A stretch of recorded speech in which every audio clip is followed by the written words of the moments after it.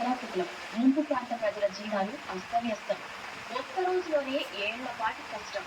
భారీ వర్షాలతో ఎగువ నుంచి వచ్చిన వరద ఎంతటి విపత్కర పరిస్థితులను తీసుకొచ్చిందో విజయవాడ, ఖమ్మంలో చోటు చేసుకున్న పరిణామాలే నిదర్శనం. ఉప్పొంగిన వాగులు, నదుల నీటితో కాలనీలు, చెరువులను తలపించాయి. ఇళ్లన్నీ నీట మునిగాయి. అనేక ప్రాంతాలు ఇంకా వరద గుర్తులోనే ఉన్నాయి. ముంచెత్తిన వరద కూలిన ఇళ్లతో అనేక మంది మరణించారు. కోట్లాది రూపాయల ఆస్తి నష్టమూ జరిగింది. ఓ విధంగా ఒక్క రాత్రిలోనే పూడ్చలేని నష్టం వాటిల్లింది.